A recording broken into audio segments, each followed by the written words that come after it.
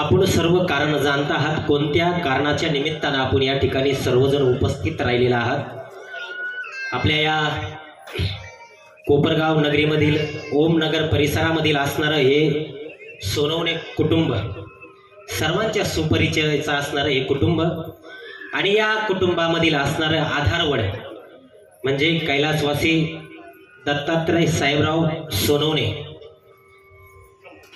बाबांना या इहलोकाची यात्रा संपून आज या ठिकाणी 1 वर्ष पूर्ण होते आणि त्यांच्या पुण्यस्मरणाच्या निमित्तानं असणारी ही प्रवचनरूपी सेवा बाबांच्या पश्चात असणाऱ्या त्यांच्या पत्नी गंगा भागीरथी निर्मला साहेबराव पाटील सोनवणे, त्यानंतर त्यांचे असणारे बंधू श्री प्रकाश सोनवणे पाटील, त्यानंतर देवीदास सोनवणे पाटील हे बंधू आहेत त्यांचे, त्यानंतर त्यांचे असणारे मुले योगेश दत्तात्रय पाटील सोनवणे, राजेश दत्तात्रय पाटील सोनवणे, निलेश दत्तात्रय पाटील सोनवणे हे बाबांची मुले आहेत।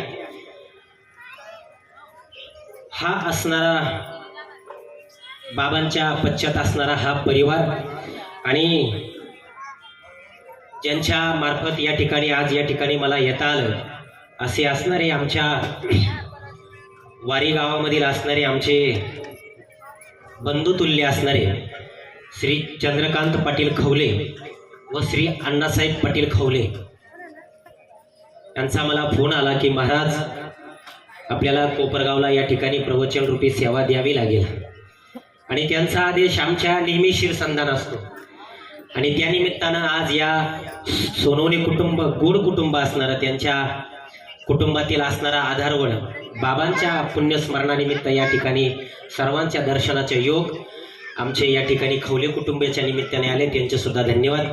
त्याचबरोबर आमच्या कानेगाव नगरीचं असणारं साऊंड सिस्टीममध्ये ज्यांचा अग्रस्थानी नाव या कोपरगाव तालुक्यात घेण्यात येतं असं आमचे गोकुळ साऊंड सिस्टीमचे मालक आमचे गोकुळ महाराज, त्यांचं सुद्धा धन्यवाद। आलेल्या सर्व माता भगिनींचं सुद्धा धन्यवाद। बघा, गीतेमध्ये 18 योग सांगितलेले आहे आणि त्या 18 योगामध्ये माता माऊल्यांनो दुसरा योग गीतेमध्ये सांख्ययोग। प्रसंग असा आहे, श्रीकृष्ण भगवंत अर्जुनाला सांगतायत वांसासी जीर्णानी यथा विहाय, की अर्जुनाला उपदेश देताना भगवंत सांगतायत की तुम्ही जन्माला आल्यानंतर तुमचं मरण अटळ आहे। जन्माला आल्यानंतर हा देह जीर्ण झाल्यानंतर हा देह तुमचा टाकून देऊन आत्मा दुसरा देह धारण करत असतो। म्हणून आपण शोक करण्याचं काही का या श्लोकावरती गीतेमध्ये या श्लोकावरती ज्ञानेश्वरीमध्ये सुद्धा ओवी आलेली आहे। जैसे जीर्ण वस्त्र सांडिजे मंग नूतन ते वेडीजे, तैसे देहांतरे स्वीकारिजे चैतन्यनाथे। काय शब्द आहे महाराज माऊलींचे। माऊली आपल्याला सांगतायत जसा एखादा जुना झालेला शर्ट आपण टाकून देऊन नवीन शर्ट धारण करतो, तसा आपला हा आत्मा हे आपलं जीर्ण झालेलं शरीर टाकून देऊन नवीन शरीर धारण करतो। माता माऊल्यांना मला आता सांगा, एखादी जुनी साडी टाकून द्यायला आणि नवीन साडी परिधान करायला आपला आनंद होतो का दुःख होतो? जुनी झालेली साडी आपण टाकून देतो, नवीन साडी परिधान करायला आपल्याला आनंद होतो। तसाच आपलं हे जीर्ण झालेलं शरीर हा आपला आत्मा टाकून देत असतो। म्हणून आपण हे शरीर टाकून दिल्यानंतर आपण त्याच्यात दुःख मानायचं काही कारण नाही। प्रसंग आता असा आहे बघा, कुरुक्षेत्रावरती कौरव पांडवांचं युद्ध चालू आहे महाराज। कुरुक्षेत्रावरती कौरव पांडवांचं युद्ध चालू असताना प्रसंग असा आहे, अर्जुन आपल्या रथावरती आहे आणि समोर कौरव, अर्जुन आपल्या गांडीव धनुष्याला बाण लावणार आणि समोर शत्रूवर सोडणार। तो पाहतो काय, समोर सगळे आपलेच आहे ना, मारायचं महाराज कुणाला? समोर आपले आजोबा आहे, समोर काका आहे, समोर भाचे आहे, समोर पुतणे, समोर चुलत बंधू आहे, सगळं नवे नवे तर सगळं इष्टगणगोत आहे। मारायचं कुणाला? आपल्या माणसांना। अर्जुनाचं मनोधैर्य खच्चीकरण झालं आणि अर्जुनानं त्या रथावरती आपला पान ठेवून दिला. आता इथं प्रापंचिक जीवनामध्ये माता माऊल्यांनो आपल्याला शिकण्यासारखं खूप आहे बरं का. प्रसंग मोठा आहे, पण प्रापंचिक जीवनामध्ये तुम्हाला जीवन जगताना हे उदाहरण फार गरजेचं आहे. अर्जुनाचं मनोधैर्य खच्चीकरण झाल्यानंतर, मनोधैर्य खच्चीकरण झाल्यानंतर प्रापंचिक जीवनामध्ये सुद्धा माता माऊल्यांना तुम्ही जगत असताना, तुम्ही समाजकारणात असाल, तुम्ही राजकारणात असाल, तुम्ही व्यवसायात असाल, तुम्ही शैक्षणिक क्षेत्रात असाल किंवा तुम्ही व्यवसायात असाल, व्यवसायामध्ये सुद्धा तुमचा व्यवसाय असा उंच उंच होत जातो, कडकच्या शिखरावरती जातो आणि पत्त्याचा बंगला कोसळावा तसा व्यवसाय धुळीस मिळतो. अशा वेळी तुमचं मनोधैर्य खच्चीकरण होतं. प्रापंचिक जीवनामध्ये सुद्धा माता माऊल्यांना तुम्ही प्रापंचिक जीवन जगत असताना प्रपंचात अडचणी येतात आणि प्रपंच रसातळाला जातो. त्यावेळेस तुमच्या बरोबर असणारी माणसं, तुम्हाला संगत कोणाची आहे, तुमच्या बरोबर असणारी माणसं कोण आहे, याच्यावरून तुमच्या जीवनाची दिशा आणि तुमच्या जीवनाची दशा ठरत असते. तुमच्या बरोबर कोण आहे? तुमच्या बरोबर जर चांगली माणसं असून तुमचे मनोधैर्य उंच करणारे, तर तुम्ही तुमचं मनोधैर्य उंच होऊन तुम्ही परत प्रापंचिक जीवनामध्ये चांगल्या मार्गावरती गेल्याशिवाय राहणार नाही. प्रसंग सुद्धा तसा आहे. अर्जुनाचं मनोधैर्य खच्चीकरण झालं आणि त्या रथावरती अर्जुनाला संगत कोणाची बघा, जगाचा बाप श्रीकृष्ण भगवंत रथावरती आहे. अर्जुनाच्या रथावरती श्रीकृष्ण भगवंत आहे. श्रीकृष्ण भगवंतांनी पाहिलं अर्जुनाचं मनोधैर्य खच्चीकरण झालं, अर्जुनाने आपल्या रथावरती धनुष्यबाण ठेवून दिला. श्रीकृष्ण भगवंतांनी स्मित हास्य केलं आणि त्या ठिकाणी म्हणताय, पार्था काय झालं? अर्जुन म्हणतोय, देवा आपल्या माणसावरती बाण मारायचं माझ्याच्यानी काय जमणार नाही देवा, आपल्या माणसाला मी मारायचं. त्यावेळी त्या कुरुक्षेत्राच्या रणांगणावरती गीता सांगितली भगवंतांना अर्जुनाला आणि गीतारूपी उपदेश दिला. वासासी जीर्णानी यथा विहाय, जैसे जीर्ण वस्त्र सांडीजे मग नूतन ते विडीजे, तैसे देहांतरे स्वीकारायचे. अर्जुना, अरे तुला या जन्मामध्ये जे कार्य दिलेलं आहे ना, तुला ते करावं लागणार आहे. या शरीरात तू जर आला ना, या शरीरामध्ये तुला जे कार्य दिलेलं, अरे अर्जुना हे शरीर नाशिवंत आहे, नाशिवंत देह जाणार सकळ, आयुष्य खातो काळ सावधान. हा देह जाणार आहे, नाशिवंत आहे, सडकाय कुचकाय, पण या जन्मात तू आला ना, तुला जे कार्य दिलेलं आहे ना, तुला ते करावं लागणार आहे. माता माऊलीनं प्रपंचामध्ये सुद्धा तुम्ही जर मोठी जाऊबाई असाल, तिघी जणी जर असाल, हा तिघींकडे कार्य विभागलेले असतात. मोठीकडे घराच्या चाब्या राहतात साऱ्या, मधली आला पाहुणा गेला पाहुणा, आला पावला गेला पाहुणा, धुणं धुवून भांडे घसू घसू मोकार जाम. लाणी जर असेल ना, लाणीचं काय थाट महाराज, अगदी पैठणी साडी घालायची, या पाहुण्याचं लग्न त्या पाहुण्याचं लग्न, जसे कामं विभागलेले असतात. तसं तुम्हाला सांगतो, या ठिकाणी प्रापंचिक जीवनामध्ये तुम्हाला जे कार्य दिलेलं आहे ते तुम्हाला करायचंय. अर्जुनाला सुद्धा त्या ठिकाणी गीता सांगितली. अर्जुनाचं मनोधैर्य खच्चीकरण झालेलं, भगवंतानं उंच केल्याचं काम केलं, त्याचा परिणाम पांडव युद्ध जिंकले. दुसरं उदाहरण माता माऊलीनं त्याच रणांगणावरती कर्ण नावाचं पार्ट आहे.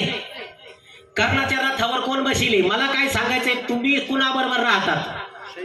तुम्ही जर वाईट माणसांबरोबर राहिले तर तुमची दशा तीच होणार. आमचे तरुण असतात महाराज, खवले महाराज, आमचे तरुण कॉलेजला जातात, काही तरुण व्यसन करणाऱ्या मुलांबरोबर राहतात. गायछाप चुना हाच खरा मित्र जुना, घेतो का डबल?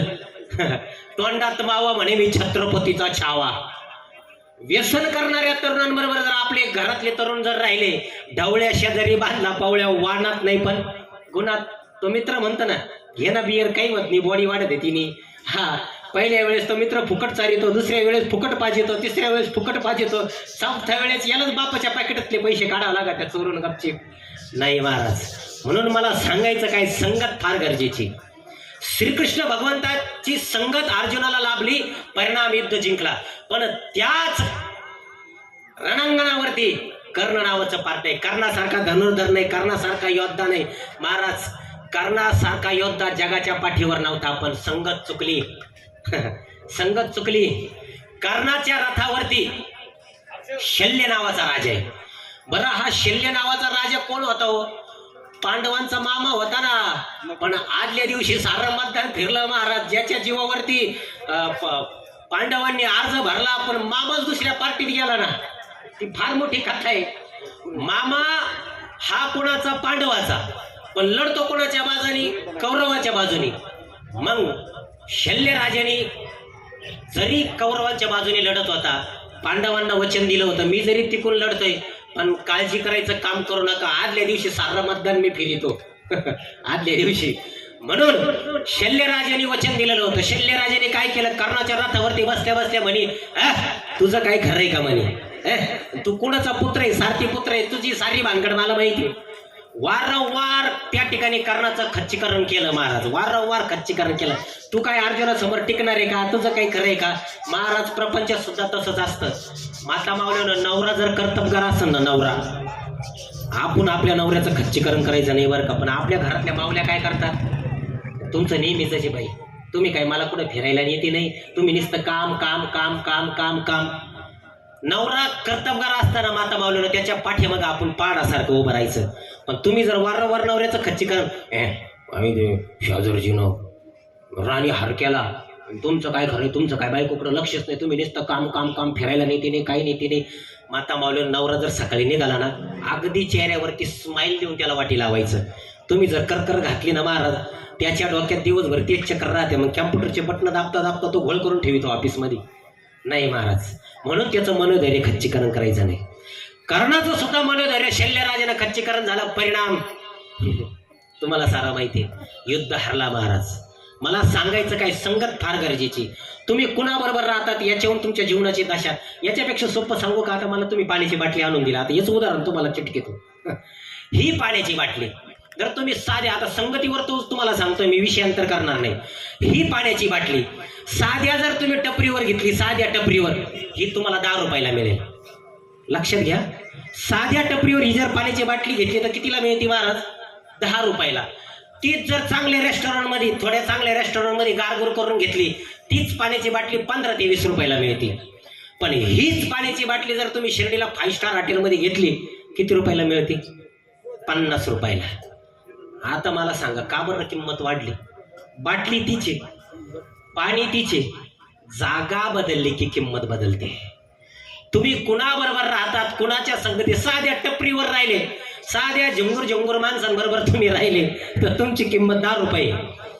थोड्या चांगल्या माणसांबरोबर राहिले तुमची किंमत 15 रुपये. पण तुम्ही जर स्टँडर्ड ब्रँडेड 5 स्टार माणसांबरोबर राहिला, तुमची किंमत 50 रुपये महाराज. म्हणून तुम्ही कुणाबरोबर राहतात याच्यावरून तुमची किंमत ठरते. म्हणून संगत तुमची चांगल्या माणसाबरोबर असेल. आता या ठिकाणी बघा, आपण वर्ष श्राद्ध करतोय. माता माऊलींनो, हा जो देह आहे ना, देह, आता आपण नियमित वेळेत आपल्याला, मला आता जन्मापासून ते वर्ष श्राद्धापर्यंतचा कसा प्रवास असतो पूर्ण माहिती सांगायची होती, पण आता वेळ बघू कसा ऍडजस्ट होतो. वेळेनुसार तुम्हाला जन्म कसा होतो आणि मृत्यू कसा होतो हे कळणं फार गरजेचं आहे. हा देह तुम्हाला कसा मिळाला जर कळलं ना महाराज, तुम्हाला जीवनात काहीच होणार नाही. तुम्हाला दवाखान्यात जायची गरज नाही का मेडिकलमध्ये गोळ्या खायची गरज नाही. तुम्हाला हा देह कसा निर्माण होतो हे कळणं गरजेचं आहे. आता माता माऊलींनो लक्षात घ्या, आपल्याला 84 लक्ष योनीनंतर जन्म आहे. किती? 84 लक्ष योनी. हा काही लगेच जन्म नाही. आपण म्हणतो मेला का लगेच जन्माला येईन. हा 84 लक्ष योनीनंतर जन्म आहे. आता या 84 लक्ष योनीमध्ये 6 भागामध्ये वर्गीकरण आहे. 84 लक्ष योनीचं. वृक्ष ध्यानात घ्या, वृक्ष, जलचर, सरपटणारे पशु, वृक्ष, जलचर, सरपटणारे पशु, पक्षी आणि मानव. 6 भागात वर्गीकरण आहे 84. फार बारीक माहिती आहे, तुम्हाला कोणता महाराज सांगणार नाही. 6 भागामध्ये 84 लक्ष योनीचं वर्गीकरण आहे. वृक्ष, पहिलं वृक्ष. वृक्षामध्ये किती योनी फिरावं लागतं? वृक्षामध्ये 20 लक्ष योनी फिरावं लागतं महाराज. किती? 20 लक्ष. वृक्षामध्ये जर तुम्हाला जन्म मिळाला तर 20 लक्ष वेळा फिरावं लागतं. मग पिपळाचं झाड, वडाचं झाड, बाबळीचं झाड, नारळाचं झाड, या 20 लक्ष योनी तुम्हाला वृक्षामध्ये फिरायचे. किती? 20 लक्ष योनी. त्यानंतर जलचर प्राण्यामध्ये 9 लक्ष वेळा फिरायचंय. आता जलचर प्राण्यामध्ये कोणकोणते प्राणी तुम्ही पाहता? मासा आले, खेकड आले, कासव आले, त्याच्यामध्ये तुम्हाला 9 लक्ष वेळा फिरायचंय जलचरमध्ये. सरपटणाऱ्यांमध्ये 11 लक्ष योनी फिरायचंय. सरपटणाऱ्यामध्ये 11 लक्ष योनी फिरायचंय सरपटणाऱ्यामध्ये. पक्ष्यांमध्ये 10 लक्ष योनी फिरायचंय पक्ष्यांमध्ये. मग ती घार चिमणी काय ते पक्षी घरी गेले मोजा आता. त्यानंतर तुम्हाला पशूंमध्ये 30 लक्ष योनी फिरायचंय. किती? 30 लक्ष योनी पशूंमध्ये. आणि मानवामध्ये तुम्हाला 4 लक्ष योनी फिरायचंय मानवांमध्ये. असं वर्गीकरण आहे. आणि या 84 लक्ष योनीच्या अगदी शेवटची पाळी एक मनुष्य जन्म चुकली या वर्म फेरा पडे. शेवटी अगदी रेल्वे माहिती आहे ना तुम्हाला, पॅसेंजर तिचा पुढचा डबा, मधले डबे झापडूक झुपडूक झापडूक झुपडूक, शेवटचा डबा गार्ड बसलेला राहतो. तसा शेवटची पाळी एक मनुष्य जन्म चुकली या वर्म फेरा पडे. शेवटाला मानवाचा नंबर लगेच नाही माता मावल्यानं. पण आपल्याला किती बाई बाई बाई बाई बाई बाई फॉक्सचा सेंट, रेड चिपचा गॉगल, फॉक्सचा सेंट, रेड चिपचा गॉगल, ब्रँडेड कपडे. आपल्याला तर लय महाराज नाही ना महाराज. हा जाणार आहे. हा देह जर आपल्याला कळाला ना महाराज, 84 लक्ष योनीच्या शेवटाला जन्म आहे. बरं, या जन्मामध्ये तुम्हाला मला काय मिळालं भाऊ? हा देह कसा निर्माण होता आता बारीक माहिती लक्षात घ्या. 5 ज्ञानेंद्रिय, 5 कर्मेंद्रिय, 10 नाड्या. बारीक माहिती आहे. डोक्यापासून नखापर्यंत शरीरात काय आहे लक्षात घ्या. 5 ज्ञानेंद्रिय, 5 कर्मेंद्रिय, 10 नाड्या, 10 वायू आणि 10 तत्वाचं शरीर बनलंय. आता कोणी जर सायन्स डिपार्टमेंटला असेल तर ते सगळं त्यांना स्केलेटल सिस्टीम पूर्ण माहीत असते महाराज बायोलॉजीमध्ये. बरं, तुम्हाला 4 खाणीमधून जन्म आहे तुमचा. जन्म होताना 84 लक्ष योनी 4 खाणी, सोदज अंडज उद्भिजानी जारज. लक्षात घ्या, सोदज अंडज उद्भिजानी जारज 4 खाणीमधून जन्म आहे. त्याच्यानंतर तुम्हाला 5 ज्ञानेंद्रिय, 5 कर्मेंद्रिय, 10 नाड्या, 10 तत्व, 10 वायूचं शरीर आहे. फार बारीक माहिती. 5 ज्ञानेंद्रिय वाणी हात पाय गुत्ता लिंग, 5 कर्मेंद्रिय, 10 नाड्याचा सायपण आहे तुमच्या शरीरात डोक्यापासून इथपर्यंत. आता तुम्ही जर समजा शेतकरी जर माणसं असेल तर त्यांचं 5 एकर वावर राहतं पा. हे टोक ते टोक ते सायपण करतात. काही चढ असतो, चढाला पाणी जाण्याकरता, उताराला पाणी जाण्याकरता तो सायपन करतो. तसं देवाने 10 नाड्याचं सायपन करून ठेवलंय आपल्या शरीरामध्ये. येडा, पिंगळा, सुषमना, गांधारी, गजजीवा, अस्थिजीवा, यशस्विनी, शंकिनी, कोहू, अंबलुहा या 10 नाड्याचं सायपन आहे आपल्या शरीरामध्ये. 10 वायू आहे तुमच्या शरीरामध्ये, 10 प्राण आहे. 10 प्राण तुमच्या शरीरात टाकून ठेवलंय. प्राण, अपान, व्यान, उदान, समान. लक्षात घ्या, प्राण, अपान, व्यान, उदान, समान. नाग, कुर्म, कुर्कल, देवदत्त, धनंजय हे 10 वायू आहे तुमच्या शरीरामध्ये. आणि ह्या 10 वायूवर तुमचं सगळं शरीर चालू आहे. बस, बाकी काही नाही. प्राण नावाचा वायू लक्षात घ्या. प्राण नावाचा वायू तुमच्या हृदयामध्ये. आमची कॉलेजला जाणारे पोरं म्हणतात हा तिच्याशिवाय माझ्या हृदयात कोणी नाही. अजिबात नाही, ती नाही आहे बाबा. प्राण नावाचा वायू तिने ठरवलं आज शटडाऊन. त्याला काही लिंक जाणार नाही, शटडाऊन नाही, काही नाही. प्राण नावाचा वायू हृदयात आहे. अपान नावाचा वायू गुद्दामध्ये. सकाळी तुम्ही टॉयलेटला बाथरूमला जाता त्याला सांगावं लागत नाही. अपान नावाचा वायू येतो, तुमची सकाळची क्रिया तो करून घेतो. प्राण, अपान, व्यान. व्यान नावाचा वायू तुमच्या समस्त शरीरामध्ये. प्राण, अपान, व्यान, उदान. उदान नावाचा वायू तुमच्या कंठामध्ये. मी जे आता बोलतोय ना ते उदान नावाच्या वायूमुळे. तिने ठरवलं आज सुट्टी, सर्जेराव महाराजचा आवाज गायब. हे जे तुम्ही बोलतायत ना कुणामुळं? त्या वायूमुळं. प्राण, अपान, व्यान, उदान, समान. समान नावाचा वायू तुमच्या बिंबीमध्ये आहे. आपण नाही म्हणत काय बिंबीच्या गाठापासून उचल. एखादी वस्तू उचलताना आपण बिंबीच्या ती आपण नाही उचलीत, तो कोण उचलतो? समान नावाचा वायू. प्राण, अपान, व्यान, उदान, समान. नाग नावाचा वायू तुम्ही जेवल्यानंतर ढेकर आणण्याचं काम करतो. एखाद्या पाहुण्याची तर गेल्यावर एकदम टाचून जेवण झाल्यावर आपण ढेकर देतो. काय फुल जेवण झालं. ते कोणामुळं? त्या वायूमुळं. प्राण, अपान, व्यान, उदान, समान. नाग. कुर्म नावाचा वायू तुमच्या पापण्यांमध्ये. हे जे उघड जाप करतो ना तुम्ही, कुर्म नावाच्या वायूमुळं. प्राण, अपान, व्यान, उदान, समान. नाग, कुर्म, कृकल. कृकल नावाचा वायू तुम्हाला जांभई आणण्याचं काम करतो. थोडी कंटाळवाणी माहिती आहे, पण ही माहिती तुम्हाला कळणं गरजेचं आहे. गरुड पुराणामध्ये सगळी माहिती आहे. प्राण, अपान, व्यान, उदान, समान. नाग, कुर्म, कृकल.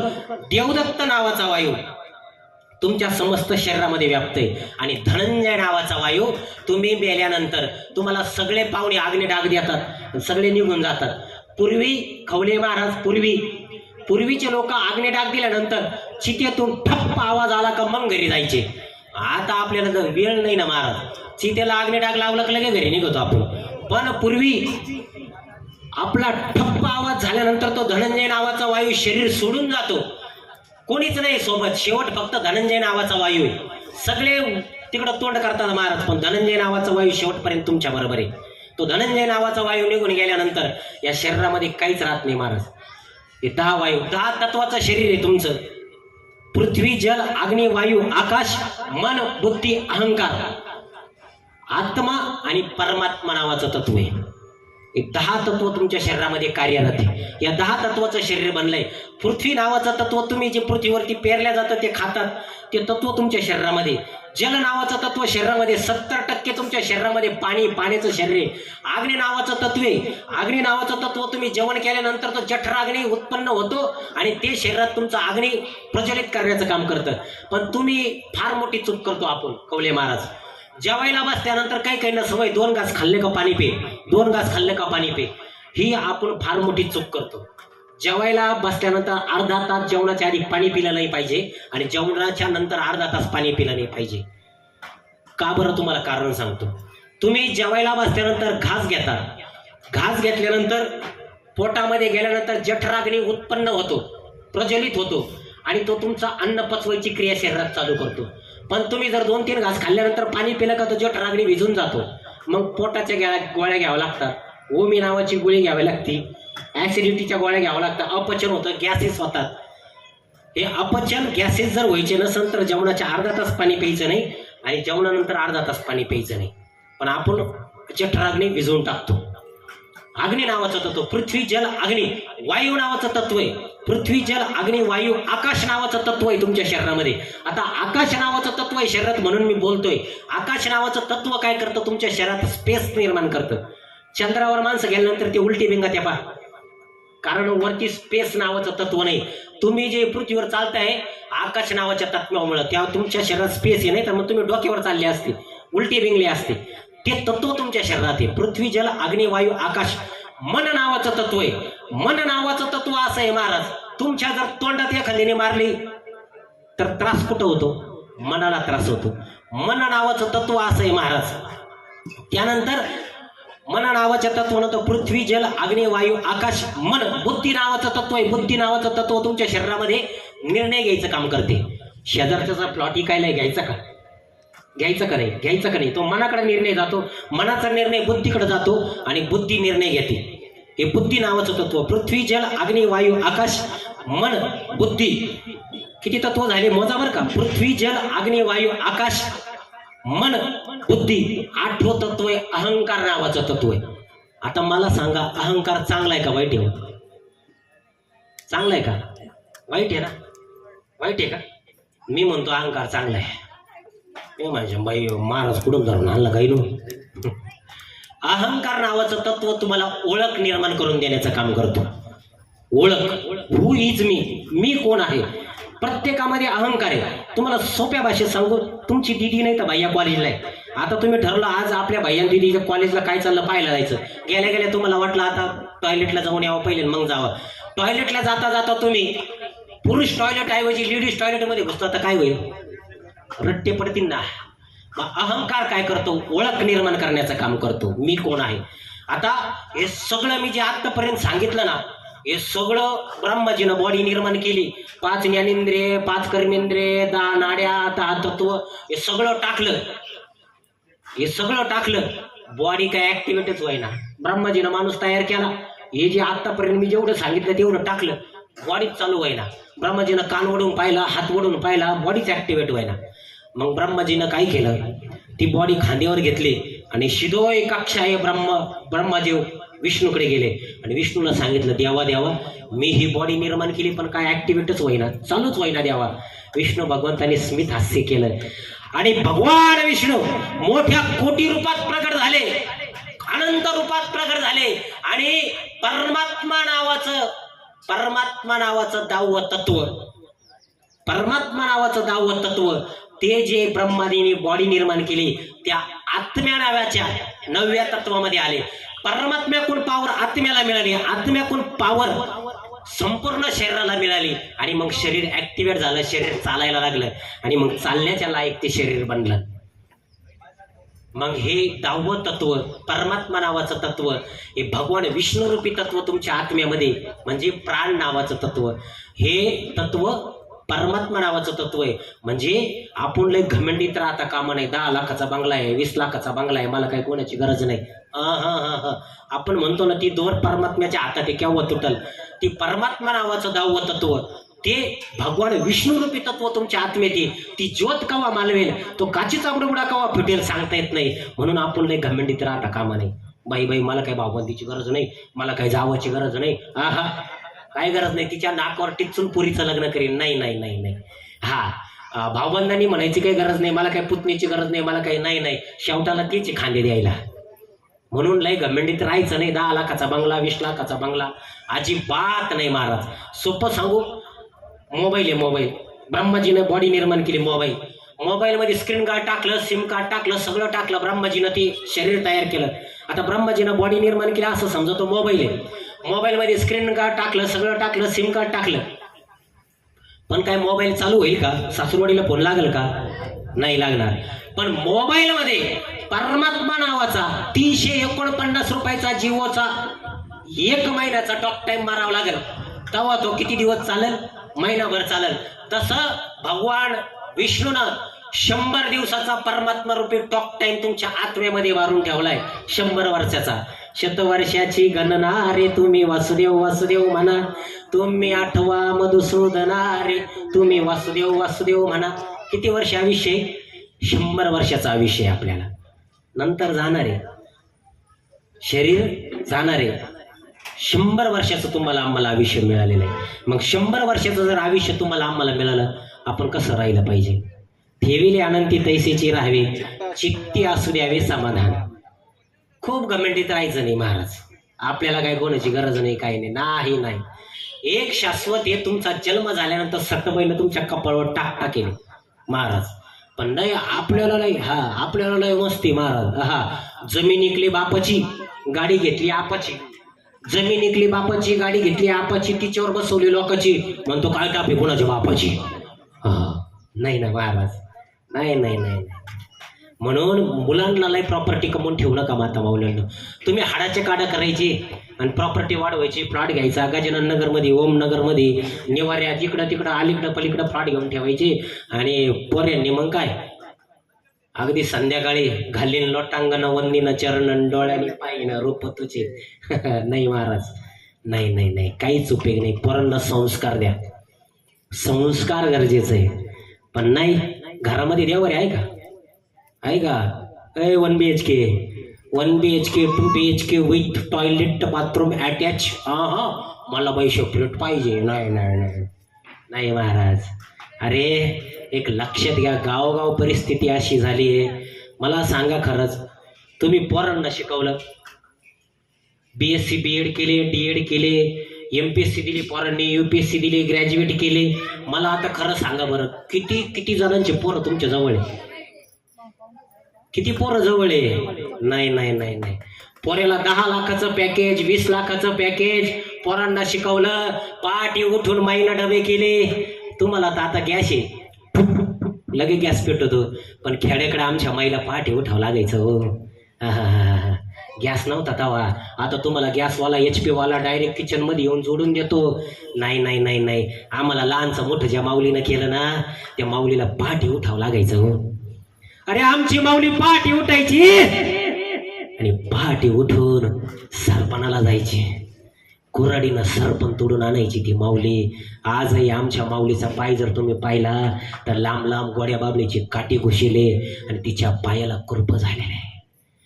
खांड गोळा करायला जायची आमची माऊली, खांड गोळा करायला.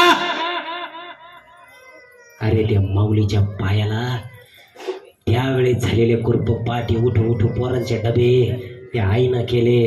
आणि आपले पोरं मोठे झाले, पुण्याला सेटल झाले, मुंबईला सेटल झाले. 10 लाखाचं पॅकेज, 20 लाखाचं पॅकेज. पोरग अमेरिकेला गेलं, ब्राझीलला गेलं, न्यूझीलंडला गेलं. दिवाळीला पोरग घरी नाही आलं. पोरग म्हणतं, फोन लावतं, आई मला कामाचा वर्कलोड आहे, ऑनलाईन काम आहे, कामाचा वर्कलोड आहे आई. बाबाला म्हणतं, दादा मला काय आता येणार नाही, एवढ्या वेळेची दिवाळी तुम्ही करून घेता का? नाही रे, पोरं तुम्ही शिकवले, मोठे केले, लहानचे मोठं केलं, पोरं दिवाळीला घरी नाही आले. मला खरं सांगा माता भाऊंनो, आज फ्लॅट मध्ये तुम्ही एकटेच टीव्ही पाहत बसते. लग्न झाल्यानंतर पोरगा म्हणत, आई मम्मी माझे जेवायचे हाल होते ग, माझे जेवायचे हाल होते. हिला पाठवती का? नवी नवरी गोकुळ महाराज 2-4 महिने फ्लॅट मध्ये राहते, 2-4 महिने खेड्याकडे राहते. पोरग आईच्या माग हट्ट करत, आई बापाकडे जाते, बापाला म्हणते अहो ऐकलं का, आपल्या बाबड्याचे जेवायचे हाल होते, हिला पाठावं लागल. ह्यो सगळं फ्रीज गुंडळ येतो, गाडी पॅक करतो, जातो. अरे पोरं गेले, पुण्याला गेले, मुंबईला गेले, पोरं नाही आले हो. अरे आईला बीपीचा आजार आहे, बापाचं बायपास झालंय, बापाचे हात थरथरत आहे, पण पोरं नाही हो, पोरं आलेच नाही. सांगा ना काय कामाचं? तुम्ही पोरं लहानचे मोठे केले, पोरं पुण्याला गेले, मुंबईला गेले, नाही आले. पोरं पाखरं उडावे तसे पोरं उडून गेले. नाही नाही नाही नाही, पण तुम्ही लय शेतकऱ्याला पोरगी नाही देत तुम्ही. नाही नाही नाही, मै दिदी त्याला 5 लाखाचं पॅकेज, त्याला 20 लाखाचं, पोरग पुण्याला मुंबईला सेटल पाहिजे. आपण शेतकऱ्याकडे पोरी देते नाही. शेतकऱ्याकडे पोरी असन थोडं काम, शेणाची पाठी पोरगी उचत असन, पण पोरगी सुखात हे माता माऊल्यांना.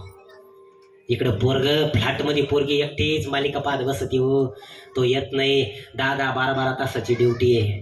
नाही नाही, तुम्हाला सांगू, तुम्हाला जर वाटत असेल ना पोराने आईबापाकडे लक्ष द्यावं, पोरं चांगले राहावे, फक्त संस्कार द्या बास. संस्कार गरजेचे. पूर्वी किती छान होतं गोकुळ महाराज. आईला आई म्हटल्या जायचं, मम्मी म्हटल्या जायचं, आईला आई म्हटल्या जायचं, मम्मी म्हटल्या जायचं, बापाला दादा म्हटल्या जायचं, काका म्हटल्या जायचं. पण अलीकडच्या काळात, इंस्टाच्या काळात, फेसबुकच्या काळात आपण त्या आईची मम्मी केली, मम्मी रम्मी खेळायला लागली. बाबाचा डॅडी केला, डॅडी रम दसायला लागला. आणि अलीकडेच इंस्टाचे रील बनवून आपण पोरांनी ती मम्मीची मॉम केली, मम्मीची मॉम केली, डॅडीचा पापाचा डॅडी केला. आणि ह्या मॉम पॉपच्या काळामध्ये आमच्या लेकरांचा कधी लॉलीपॉप झाला आम्हालाच कळायला नाही. म्हणून पोरांना संस्कार देणं गरजेचं आहे. पोरांना मोबाईल दिला नाही पाहिजे माता माऊल्यांना. नाही नाही नाही, एक पिढी संपल्याशिवाय राहणार नाही. म्हणून लक्षात घ्या, जन्म आणि मृत्यू अटळ. तुम्हाला सांगतो एक लक्षात घ्या, मेल्यानंतर पूर्वीच्या काळी आमच्या खेड्याकडं मेल्यानंतर 10व्यालाच दावा केला जायचा. 10व्याच्या दिवशी गोकुळ महाराज दावा केला पाहिजे. पण आपण काय करतो, भाऊबंदाकडं लग्न आहे, 5व्या दिवशी दावा उरकून टाकतो, 3ऱ्या दिवशी नाही. महाराज का बरं 10व्याच्या दिवशी दावा केला पाहिजे मी तुम्हाला सांगतो. माणूस मेल्यानंतर 24 तासाच्या आत यमदूत, 2 यमदूत त्याला घ्यायला येतात. आणि यमदूत आल्यानंतर त्याला पाशामध्ये अडकवल्या जातं आणि यमाकडे नेल्या जातं 24 तासाच्या आत. आणि यमदूताच्या पुढं उभं केल्या जातं आणि चित्रगुप्त सगळा पाडा वाचितो. आपण म्हणतो ना, कोणी पाहिलं आपल्याला, घ्या मजा करून, घ्या खाऊन. नाही महाराज, त्याचा CCTV कॅमेरा 24 तास चालू आहे. तुम्ही काय करता, काय नाही करता, हे सगळी नोंद त्याच्याकडे. चित्रगुप्त सगळी नोंद वाचतो आणि तुम्ही केलेले वाईट चांगले कर्म वाचल्या जातात. आणि मेलेल्यानंतर तुम्हाला परत त्या ठिकाणी आणल्या जातं जिथं तुम्ही प्राण सोडला. तिथं आणल्यानंतर सगळं तुम्हाला दिसतं. बायको खरी रडते का, पोरग खरं रडतं का, मेलेल्या माणसाला सगळं पाहतो. कोण खरं रडतं, कोण खोटं रडतं, त्याला सगळं दिसतं.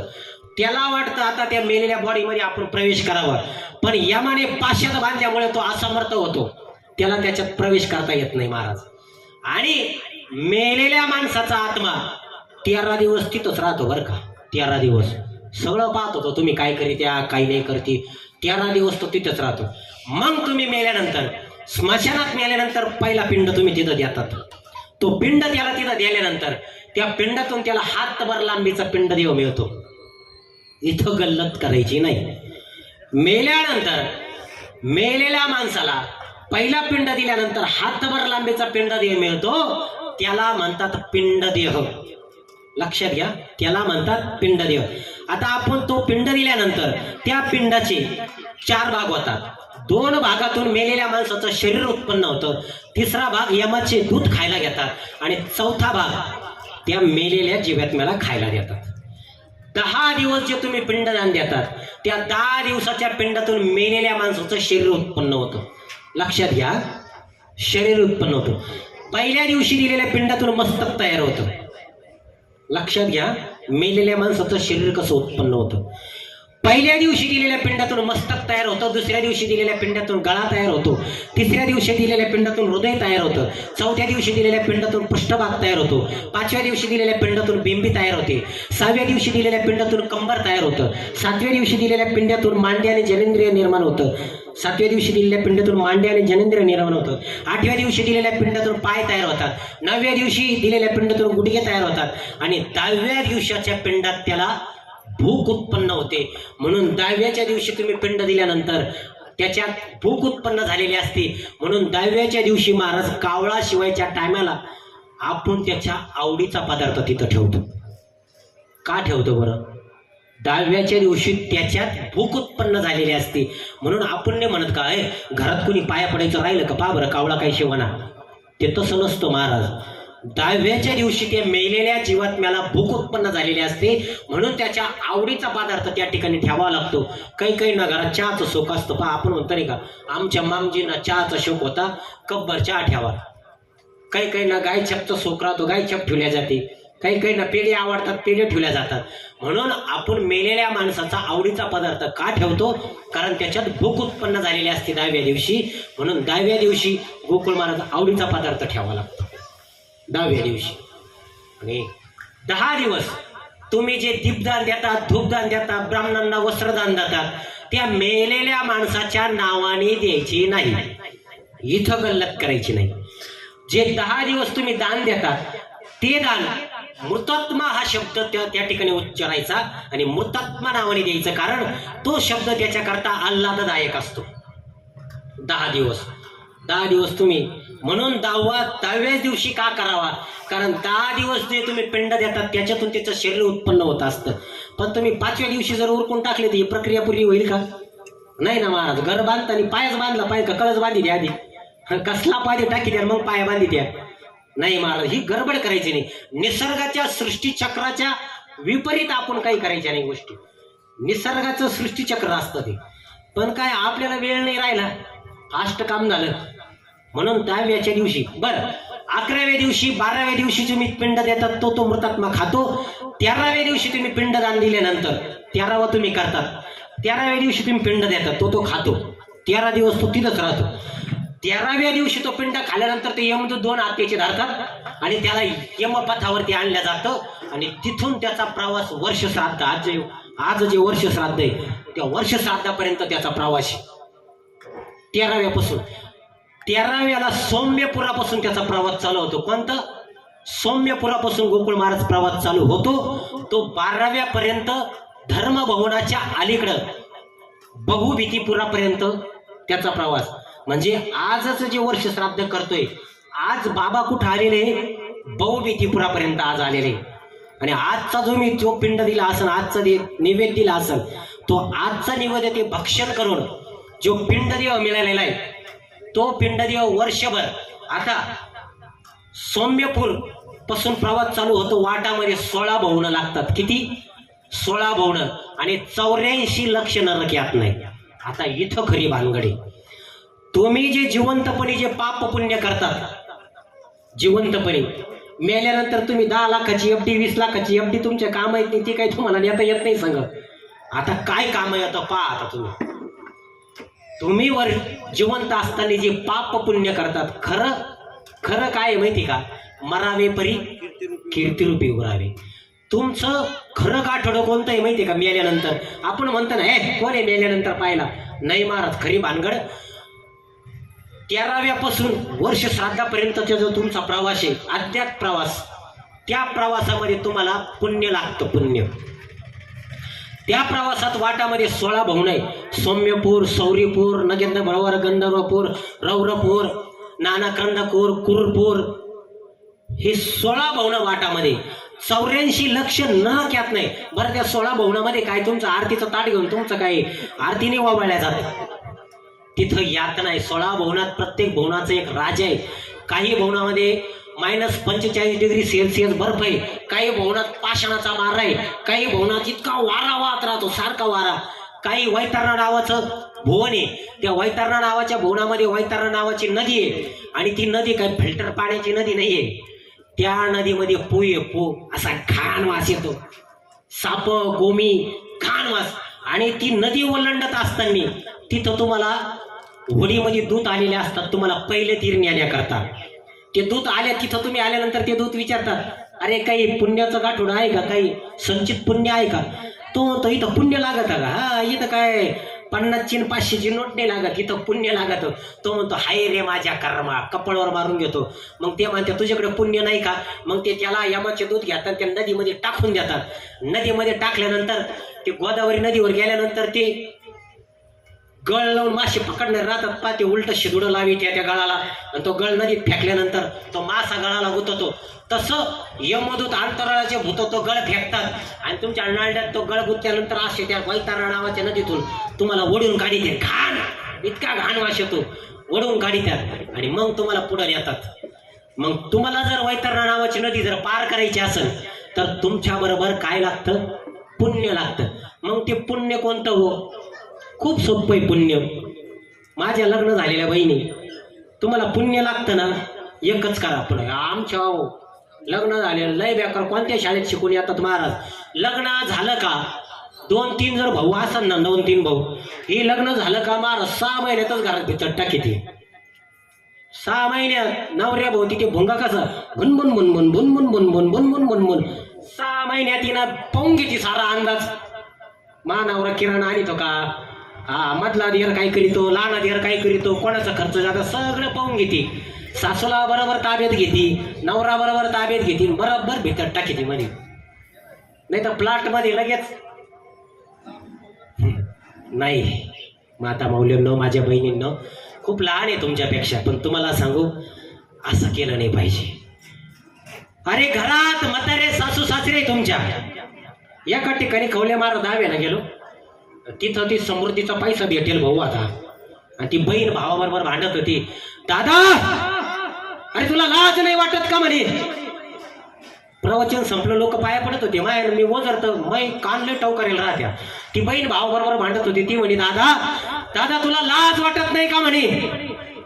आई बापाला तू घराच्या बाहेर काढलं, कांद्याच्या साडीत आई बाप नेऊन घातले, अरे तुला लाज नाही वाटत. बहीण म्हणत होती, बहीण भावाला, रो बाबा तुला लाज वाटत नाही, आई बापाला घराच्या बाहेर काढलं.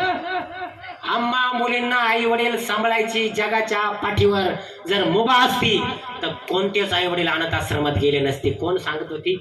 बहीण. काय म्हणत होती? दादा, आम्हा मुलींना आई वडील सांभाळायची मुभा असती तर जगाच्या पाठीवर कोणतेच आई वडील अनाथ आश्रमात गेले नसते. बहिणीनं तुम्ही छाती टुकून सांगतात ना, आम्हाला सांभाळायची मुभा असती तर कोणतेच आई वडील अनाथ आश्रमात गेले नसते. त्याच बहिणींच्या चरणावर हात ठेवून वंदन करून सांगतो, बहिणींनो, तुम्ही म्हणतात ना आम्हाला आई वडील सांभाळायची मुभा असती तर जगाच्या पाठीवर कोणतेच आई वडील अनाथ आश्रमात गेले नसते. त्याच बहिणींना माझे हात जोडून विनंती, बहिणींनो, तेच सासू सासरे जर तुम्ही आई बापाप्रमाणे सांभाळले तर जगातले कित्येक अनाथ आश्रम बंद होतील, जगातले कित्येक अनाथ आश्रम बंद होतील. पण तू नाही. ते म्हणते, हा आमची ते कामाला गेले बाई, 1 वाजता जेवायला येतील, आमच्या मामजींना सकाळीच खायला लागत, आमच्या मामजींना सकाळी सकाळी खायला लागत, 1 वाजता जेवायला येतील. अगं तुझ्या यानं रोडवरती रस्सा भजी दणकून आणले, तू मामजीला चोखंडभर भाकरी करता उपाशी मारी ती. नाही नाही नाही नाही. अगं आमच्या म्हाताऱ्या आई बापाला सकाळी जेवायची सवय आहे ग, पण तू भाकरी वाचून मारी ती. नाही नाही माझ्या बहिणीनं, असा शाप घेऊ नका. काय लागत नाही हो त्यांना, काहीच लागत नाही. तो बिचारा नवरा, तुम्ही नवऱ्याची गल्लत करू नका. त्याला असं होतं बायकोची बाजू घ्यावी का आई बापाची घ्यावी, तो पिसला जातोय रे तुमच्यामध्ये, पिसला जातोय. नका ना. नवऱ्याला स्पेस द्या, नवऱ्याला फ्रीडम द्या, नवऱ्याला सांगा तुम्ही कामाला जा, तुमचे आई बाप आजपासून माझे, काळजी करू नका. तो नवरा पहाडासारखा आहे, अरे तुला इतका आणून देईन ना घरात, इतका आणून देईन. त्या नवऱ्याला फक्त टेन्शन देऊ नका बस. प्रत्येक आमचा पुरुष कर्तृत्ववाने, पण केव्हा त्याच्या मागे जर बायको ठामे. प्रत्येक पुरुष आमचा कर्तृत्ववान आहे जेव्हा त्याच्या पाठीशी त्याची बायको ठामी. काही नाही हो, काहीच नाही, काय लागत आमच्या या म्हाताऱ्या आई बापाला, काय लागत. तुम्हाला सांगू का, संसार सुखी होण्याकरता एकच आहे, तुमचा भाऊ म्हणून सांगतो. तुम्हाला वाटत घर एकदम सुखी राहिलं पाहिजे, तुम्हाला एकच सांगतो, घरी गेल्यावर आता आजपासून करा. घरी गेल्यावर सर्जेराव महाराज आले आणि आज सोनवण्यांची तर वर्ष श्राद्ध होतं. महाराजने सांगितलं आजपासून मी तसं करणार.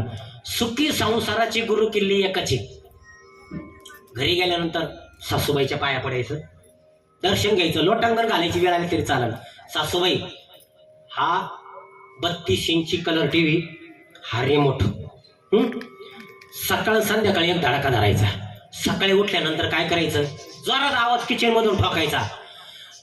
काय आत्या म्हणता का सासूबाई म्हणता का नावाने हाक मारी द्या, आत्या हो आत्या गॅस पेटवलाय, काय भाजी करू बरं, काय विचारायचं, आत्या काय भाजी करू. आत्या अशी टणकन वर जाईन अशी एकदम दुसऱ्या मजल्यावर. तुम्ही तर विचारलं ना, आत्या आज स्वयंपाकाला काय भाजी करू, हात तळा का 2-4 दिवस लावा, फक्त हप्ताभर, फक्त करून पहा, सोपा मंत्र आहे. हप्ताभर काय करायचं, तडाखाच लावायचा. आत्या संध्याकाळी कोणती भाजी करू बरं, हा तडाखा लावा. आत्या अशी दुसऱ्या मजलीवर जाईन दररोज, आणि टीव्ही लावून द्यायचा मालिका मस्त. आत्या हे ज्ञानेश्वर माऊलीची मालिका तुम्ही पाहत बघ, तुम्ही फक्त ऑर्डर द्या. उन्हाळा लागला, फ्रीज मधला गरम गार लिंबू सरबत तुम्हाला सकाळ संध्याकाळ फक्त विचारायचं, आत्या आज कोणती भाजी करू. आत्या तुम्ही हप्ताभर हाताला लावला ना, आत्या कटाळून म्हणाल, घरबाई तुला काय करायची, ते करायची आपल्याच मनाने. पण फक्त तिला काय लागत हो, काहीच लागत नाही. तिला फक्त मान आणि सन्मानाची ती भुकेली, काहीच लागत नाही. बास, संसार सुखी झाल्याशिवाय राहणार नाही. आपण नाही ना महाराज. म्हणून मरण शाश्वत आहे. तुम्ही आम्ही सर्वजण मरण शाश्वत आहे. हे जर कळलं ना, जगद्गुरु तुकोबराय सांगतात, क्षणोक्षणी हाची करावा विचार, तरावया पार भव सिंधू, नाशिवंत देह जाणार सकळ, आयुष्य खातो काळ सावधान. 3ऱ्या चरणात जगद्गुरु तुकोबराय सांगतायत, संत समागमी धरावी आवडी, करावी तांतडी परमार्थी, तुका म्हणे इह लोकीच्या व्यवहारे, नये डोळे दुरे भरून राहो. काय रचना आहे महाराज. देह सडकाय कुचकाय जाणारच. आजचा दिवस फार महत्वाचा. आज कोणाची जयंती, कोणाची, ज्याच्यामुळं दारात तुळस, कपाळाला गंध आहे, त्या छत्रपती. काय योग आहे महाराज बाबांचा, वाह. आज आपल्या राजाची जयंती आणि त्या जयंतीच्या दिवशी बाबांचं पुण्यस्मरण यावं. काय महात्म्य महाराज, बाबा सुद्धा थोर महात्म्य महाराज. हा योग येत नाही महाराज. बाबांचं सुद्धा संचित पुण्यकर्म असलं पाहिजे की आजच्या दिवशी बाबाचंच पुण्यस्मरण येते महाराज. हे महात्मेच असतात महाराज. हे काय हा येड्या गाबड्याचं काम नाही महाराज. बस क्या बात आहे महाराज. पुण्य तसं असावं लागतं. कर्म काही नाही हो, काही येणार नाही. तुम्ही मेल्यानंतर कपडाला लावलेला रुपया संघ नाही महाराज. तुम्ही कोणी म्हटले का 20 लाखाचा बंगला बांधून ठेवला, मेला याच्या चित्तेत टाका, तुमची ती कपाटात ठेवलेली पैठणी तशीच राहणार आहे, तो नेकलेस हार सारं तसंच राहणार आहे. काहीही येणार नाही.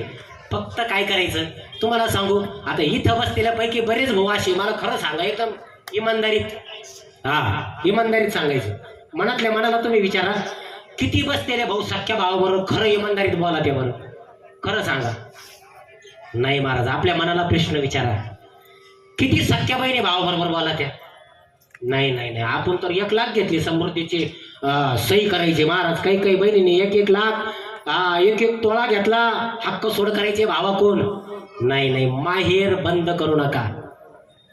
नाही महाराज, किती जावा बरोबर बोला त्या बरं, इमानदारीत सांगा. नातेच कळा ना महाराज आपल्याला. नातेच कळा ना. तुम्ही ह्या लेकरांना काय देताय. नाही, हे प्रवचन कथा कीर्तन आमचा झाला सांगायचा धंदा, तुमचा झाला ऐकायचा धंदा. नाही महाराज, पण आचरण गरजेचं आहे बस. नाही तर तुम्ही गज बंगले बांधा, त्याला नाव द्या मातृछाया पितृछाया, दादाची पुण्याई, काकाची पुण्याई, आईची पुण्याई, भले बंगले बांधतो, त्याच्यावर नाव देतो दादाची पुण्याई, मामाची पुण्याई, काकाची पुण्याई. आणि ज्याची पुण्याई तो 20 लाखाच्या बंगल्याच्या शेजारी कांदळ्याच्या चाळीत सडत पडला, खोकलत पडला महाराज. नानाची पुण्याई, नाना कांद्याच्या साडीत, नानाची पुण्याई, आईची पुण्याई, आई गोठ्यामध्ये, आईची पुण्याई. वा रे बहादर. नाही महाराज, नाही नाही. म्हणून हा देह नाशिवंत आहे. बघा, तुम्हाला मला जायचं आहे, पण जात असताना आपल्याला काय करायचं? या कलियुगात तुम्ही फक्त नामस्मरणाने तरुण जाणार आहे. भक्त प्रल्हाद, हिरण्यकश्यपोरी माता कायादू पुत्र भक्त प्रल्हाद नामस्मरणाने तरुण गेला. द्रौपदी माता नामस्मरणाने तरुण गेले. खूप सांगण्यासारखं आहे. हा वर्ष श्राद्धापर्यंतचा प्रवास सुद्धा खूप सांगण्यासारखा आहे. त्यानंतर आमच्या माता भगिनी विचारतात, मेलेल्या माणसाचे जर लेडीज असेल तर दागिने वापरले पाहिजे का? मेलेल्या माणसाचं घड्याळ वापरलं पाहिजे का? नाही महाराज, हे फार गोष्टी सांगण्यासारखं आहे. दहावा कसा करावा, वर्ष श्राद्ध कसं करावं, दहाव्याला कावळाच का बरं शिवतो, इतर पक्षी का बरं शिवत नाही, फार मोठी कथा आहे. दहावाच का बरं, दहाव्याला तिळच का बरं घेतात, 10 दिवस आपण काय केलं पाहिजे, नवीन वस्त्र घातले पाहिजे का, आशीर्वाद दिला पाहिजे का, आशीर्वाद घेतला पाहिजे का, मुलीनं कोणतं कर्म करावे, सासूरवाशीनं कोणते कर्म करावे, पोऱ्यानं वर्ष श्राद्धापर्यंत काय करावं, श्राद्ध कसं करावं, हे सगळ्या गोष्टी आलेल्या आहेत. पण आपल्याला वेळेचंही भान ठेवलं पाहिजे, कारण उन्हाळ्याचे दिवस आहे. फक्त एक करायचं महाराज, ठेविले अनंती तैसेची राहावी. कोणाचं वाईट करायचं नाही, कोणाचं चांगलं करता नाही आलं ना, कोणाचं वाईट करायचं नाही, लेकी वाळीचे लग्न मोडायचे नाही, सप्ताह असेल तर सप्त्यात आडवं यायचं नाही. हेच आहे महाराज, बाकी काहीही नाही. सोबत काहीच येणार नाही, काहीच काळजी करू नका. आता तर युद्ध चालू आहे, काही सांगता येत नाही. आला एखादा सांगता येत नाही ना, नाही नाही काहीच. आलं त्या ट्रम्प तात्याचं डोकं फिरलं, हा ते दिलं इकडं टाकून एखादं काही, त्यामुळं नाही नाही नाही, अगदी निवांत राहायचं, काहीच नाही महाराज, काहीही सोबत येणार नाही. म्हणून आलेल्या जन्मात काय करायचं, भगवंताचं फक्त नामस्मरण करायचं. आज या ठिकाणी आपल्या परिसरातील सांगण्यासारखं खूप आहे. कधी जर वेळ मिळाला तर वर्ष श्राद्धापर्यंतचा प्रवासही आपण घेऊ. कुठले कुठले कर्म केले पाहिजे, कुठल्या कुठल्या देवस्थानाचं दर्शन केलं पाहिजे. त्यानंतर वर्ष श्राद्धाला पुत्राने वर्ष श्राद्ध केलंच पाहिजे, कारण पितरांना मुक्ती मिळते. पितरांना जर मुक्ती मिळत, तुम्हाला सांगू का, पित्र खूप त्रास देतात. घरात आपण म्हणतो ना, मी खूप काबर कष्ट करते, बाई मी इतके देव करते, पण काबर आलेला पैसा टिकत नाही, घरात काबर अडचणी. तुम्हाला सांगू माता माऊल्यांनो, घरात जर अडचणी येत असेल, नवऱ्याच्या आता एक तोटका तुम्हाला सांगून जातो. नवरा तुम्ही घरात खूप कमवत असेल, पैसाही घरात येत असेल, पण घरात जर पैसा टिकत नसेल तर पितृदोष असतो घरामध्ये. घरात पित्र त्रास देतात. तर काय करायचं, 3 निवेद करायचे जेवणाच्या टायमाला. सकाळी जेवण करताना सुद्धा तुम्ही नवऱ्याला वाढताना सुद्धा किती प्रकारात पोळ्या वाढतात, 3च्या पट्टीत वाढतात, 2च्या पट्टीत वाढतात. याच्यावरून सुद्धा शास्त्र आहे बरं का, शास्त्र आहे महाराज सगळं ते, हे काय उगाच नाही.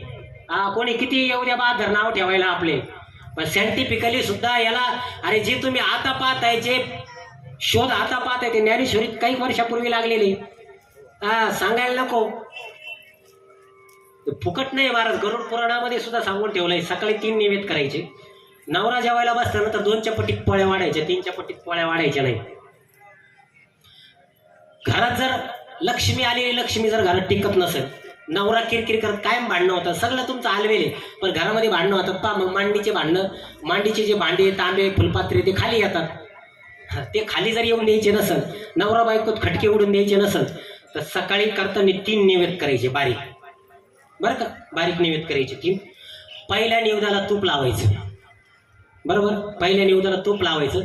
घरी गाय असेल, आता आपण फ्लॅट सिस्टीममध्ये आली एखादी गाय तर तिला तो निवेद गायला द्यायचा नाही. आजच्या दिवशी दिला, यात आला तर बाजूला ठेवा. खेड्यात असन गाय असेल, गावरान गाय असेल तर अत्यंत उत्तम, नसेल तर जर्सी चालेल. पहिला निवेद तूप लावून गायला द्यायचं. दुसरा निवेद तूप प्लस साखर त्याच्यावर टाकायची आणि दुधात तो चुरायचा. तूप, साखर आणि दुधात चुरायचा आणि कावळ्याला खायला द्यायचं, बरोबर. पत्र्यावरती आपल्या गॅलरीत कावळ्याला, 1 दिवस कावळा येणार नाही, 2 दिवस येणार नाही, 3 दिवस येणार नाही, पण प्रयत्नी वाळूचे कणारा गडीता ते लई गे आपाप येणार, तो त्याला द्यायचा. आणि तिसरा निवेद कुत्र्याला खायला द्यायचं. काळा असतो तो अतिशय उत्तम, नसल तर पहा करून काय फरक पडतो. आणि पोळ्या करताना पहिल्या ह्या 3 केल्यानंतर शेवटची पोळी छोटीच आणखी करायची नाही. शेवटची पोळी छोटी करायची नाही. छोटं केलं तर छोटंच होतं. शेवटची पोळी खूप आहे सांगण्यासारखं, पण हे करून बघा तुम्ही, निश्चितपणाने फरक पडेल. घरामध्ये जर सांगायचं एकच आहे आजच्या निमित्ताने, तुम्हाला जर घर चांगलं राहावं, घरात वाद होऊ नये, प्रपंच चांगला व्हावा, याच्याकरता एकच आहे, माझ्या बहिणीनं सासू सासऱ्याला जीव लावा. तुम्ही जर पुण्याला मुंबईला माझ्या भावानं कामाला असेल जरूर असा तुमचा नाईलाज आहे. आता काही जॉब गल्ली गल्लीत BSc वाल्याला जॉब मिळत नाही, पण दसऱ्या दिवाळीला या 2 दिवस राहा. नातवं पण तू आजी बाबाच्या खांद्यावर खेळू द्या त्यांना, तेवढंच त्यांचं आयुष्य 2 दिवसांनी वाढल्याशिवाय राहणार नाही. तेवढं करा बस, हेच पुण्य तुमच्या पाठीशी. आज या ठिकाणी आपल्या परिसरातील असणारे, सर्वांचे सुपरिचित असणारे हे कुटुंब, नेहमी धार्मिक कार्यात, प्रत्येक सत्कार्यात अग्रेसर असणारे सोनवणे कुटुंब सर्वांच्या परिचयाचं आहे. आणि त्याच कुटुंबात येईल असणारे आधारवड म्हणजे आमचे बाबा. या ठिकाणी जाऊन त्यांना वर्ष पूर्ण होते. बघा, बाप असतो बरं का. तुम्हाला सांगतो, घरातला जर बाप गेला ना सगळं संपलं. आई जर गेली तर पुरीनं माहेरला जाताना पिशवी घेऊन नाही जायची. माहेरला जर माझ्या बहिणीनं, आई जर जिवंत असेल ना, आई जर तुमची जिवंत असेल तर तुमची पिशी कधीच रिकामी येणार नाही. बोरं येतील, कवठा येईल, मेथीची भाजी येईल, कांद्याची पात येईल, भरून येईल पिशी, वायरची पिशी भरून. आई जर मेली ना, पिशीने न्यायची, छोटी पर्स न्यायची.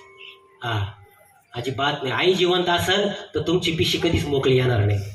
आई गेली संपला महाराज. आई जिवंत असेल ना, ती म्हातारी का असाना, तुमची पिशी. आणि येताना ती सकाळी उठून 2-4 पोळ्या का व्हायना वाकड्या तिकडे लाटील, थपक थपक काठोटीमध्ये भाकरी लाटील, एक भाज्याचा घाना काढील, पण पेंडकुळं बांधूनच देणार. आता नाही राहिलं. आता पूर्वी 4-5 पोळ्या आणि भजे तळूनच द्यायची. बाप जिवंत असेल, बाप म्हणजे लेकीचा लाडका बरं का. लेक बापाची लई लाडकी. अहो तुम्ही जर जन्माला आले ना, बाप म्हणतो पहिली पेटी धनकी पेटी. फार आनंद होतो बापाला, फार आनंद. अरे पण त्या बापाची आज काय अवस्था आहे आपण पाहतो. असं नका करू, बापाकडे लक्ष द्या रे. खेड्याकडे तो बाप आहे. अरे त्या बापानं तुम्हाला लहानचं मोठं करण्याकरता बापानं काय कष्ट घेतले. मला शिवरंजनी असं बापाने काय कष्ट नाही तर काळी बोलला. बाप महाराज, बाप आपल्याला कळाला नाही. अरे एक बाप 3 पोरांना सांभाळत होता, पण 3 पोरांना एक बाप जड झाला. अनाथ आश्रमात नेऊन घातला आपण बाप. आपण म्हणतो बापाला काही कळत नाही रे नाही. त्याला जर कळत नसतं तर तुम्ही लहानचे मोठे झाला असता का. नाही महाराज, असं करू नका. त्या बापाला, माझ्या बहिणींना,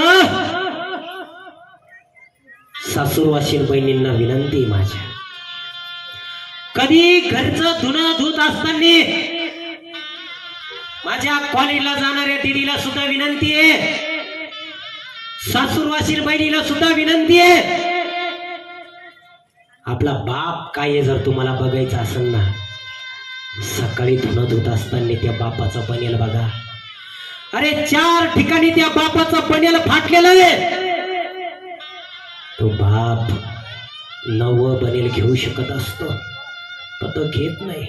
तो बाप संध्याकाळी जेवणावळीला बसल्यानंतर आपल्या बायकोला म्हणतो, अगं ऐकलं का, आपला बाप इंजिनिअरिंगला आहे, दिवाळीला आपला पोऱ्या इंजिनिअरिंगला आहे, पोरगी BSc ला आहे, फार्मसीला आहे, डॉक्टर केलाय आपली पोरगी. अरे आपला पोरगा दिवाळीला घरी येणार आहे. एक काम कर, तू सेल मध्ये 100 रुपयाची साडी घे. मी घरात पाहुण्याने आणलेले कापडे, त्याचा पायजामा शिवतो, त्याचे कपडे शिवतो, पण आपली दीदी घरी येणार आहे, तिला ब्रँडेड ड्रेस घ्यावा लागल. आपला दादा दिवाळीला, आपला दादा घरी येणार आहे, त्याला ड्रेस घ्यावा लागल. अरे तुम्हाला कोठारीच्या दुकानात नेतो, तुम्हाला 1000 1,500 हजाराचा ड्रेस तुमचा बाप घेतो. तो ड्रेस घेतो तुम्हाला, तो तुमचा बाप असतो. बापाचं बनेल माझ्या दिद्यांनो पहा, सकाळी धुणं धुत असताना त्या बापाचे अंडरपॅन्ट कधी 5-4 ठिकाणी बापाचे अंडरपॅन्टीला छिद्रे. पण पोऱ्याचा जर फोन आला ना, फोन पे करा 1000 रुपये, मला मेसचे पैसे भरायचे. तो बाप पाहुण्याकडे जातो, याच्या त्याच्याकडे जातो, मागून आणतो, माझ्या दादाला पैसे पाठवायचे. अरे तो बाप तुम्हाला 1000 रुपये फोन पे करतो, पण कधी विचार केलाय का दादांना ते 1000 रुपये बापानं कुठून आणले? नाही रे नाही. आज तुम्हाला 10 लाखाचं पॅकेज आहे, 20 लाखाचं पॅकेज, तुमची गरज आहे बापाला. पण तुम्ही कधी विचारता का बापाला, दादा बापाला बीपीचा आजार आहे, बीपीच्या गोळ्या आहे? बापाला वाटतं कधी मित्रांना चहा पाजावा? त्याच्या खिशात कधी 100ची नोट तुम्ही होऊन घातली का? नाही नाही नाही नाही रे नाही. असं करू नका. अरे त्या बापानं काय नाही केलं तुमच्या करता? थाटावाटात लेकीचं लग्न केलं, लेकीनं फक्त बोट दाखवावं, दादा मला हा ड्रेस घ्यायचा आहे. बापाने कधी तुम्हाला नकार घंटा दिली नाही दिव्यांनो. पण तुम्ही अरे ज्या बापाची मान उंच ताट ठेवावी, तुम्ही 1-2 वर्षात या 2-5 वर्षात तुम्ही बापाला पोलीस स्टेशनमध्ये उभं केलं. तू म्हणते त्याच्याशिवाय मी जगू शकत नाही. नाही नाही नाही माझ्या बहिणींनो नाही. काय नाही केलं? अरे त्या आई बापानं तुमच्या करता काय नाही केलं, आणि तुम्ही त्या बापाला पोलीस स्टेशन मध्ये उभे करतात, त्या बापाला भीक मागायला लावतात, त्या बापाला तुमच्या पाया पडायला पोलीस स्टेशन मध्ये लावतात तुम्ही. नाही नाही नाही माझ्या बहिणींनो, तुम्हाला सांग, तुम्हाला नाही भाजी करता आली, नाही पोळ्या लाटता आल्या तरी चालेल, तुम्हाला नाही घास कापता आला माझ्या बहिणींनो तरी चालेल, तुम्हाला नाही भाजी करता आली, पोळ्या करता आली तरी चालेल. पण तुम्हाला सांगतो माझ्या बहिणींनो, आपल्या जन्मदात्या बापाची मान 4 चौघात खाली चुकांना असलं कुठलं कृत्य आयुष्यात तुम्ही करू नका. बास तेच बापा करता हे असेल. म्हणून तुम्हाला एकच विनंती आहे, त्या आई बापाला जीव लावा. फार कष्ट घेतले आई बापानं. आज या ठिकाणी आपल्या परिसरातील असणारं रत्न म्हणजे त्या घरातला बाप केलाय. त्या पोरांनाच माहिती बाप काय असतो. त्यांच्या असणाऱ्या पत्नीला माहिती नवरा गेल्यानंतर काय हाल असतात. मुलं चांगले निघाले तर ठीक, या सोनवणे कुटुंबातील मुलं चांगले महाराज, सगळेच वाईट आहे मी असं म्हणत नाही, पण मुलं जर चांगले असेल तर आईबापाला चांगले दिवस येतात. म्हणून या घरातला कर्ता पुरुष म्हणजे वडील गेलेले आहेत कैलासवासी दत्तात्रय साहेबराव पाटील सोनवणे. त्यांच्या पश्चात त्यांचे भाऊ आहेत, त्यांच्या पत्नी आहेत, त्यांची मुलं आहेत. या ठिकाणी त्यांना उत्तमोत्तम गती या ठिकाणी लाभो अशी प्रार्थना आपण भगवंताच्या परमात्मा पांडुरंगाच्या चरणावर करूया. आज या ठिकाणी आमचे मोठे बंधू असणारे चंद्रकांत पाटील खवले यांच्या निमित्तानं आज ही प्रवचनरूपी सेवा, आमचे अण्णाभाऊ खवले यांच्या निमित्तानं ही प्रवचनरूपी सेवा या ठिकाणी मला आली, आणि त्या निमित्तानं या ठिकाणी प्रवचनाचा योग आला. खूप काही बोलण्यासारखं आहे. मला खूप शास्त्रोक्त गोष्टी सांगायच्या होत्या, पण नियोजित वेळेच्या खूप लेट आपलं प्रवचन सुरू झालं, त्यामुळं काही भाग आपला या ठिकाणी राहिला. निश्चित वेळ मिळाला तर कधी तुम्हाला निश्चितपणाने सांगेल. आज या कुटुंबातला आधारवड गेला, त्या कुटुंबातील मुलांना, आईसाहेबांना ते दुःख पचवण्याची ताकद परमेश्वर देऊ अशी मी परमात्मा पांडुरंगाच्या चरणावर विनंती करतो आणि या ठिकाणी थांबतो. पुंडलिक वरदे हरी विठ्ठल, श्री ज्ञानदेव तुकाराम, पंढरीनाथ भगवान की जय, माऊली ज्ञानेश्वर महाराज की जय, जगद्गुरु तुकाराम महाराज की जय. ओम शांती शांती शांती.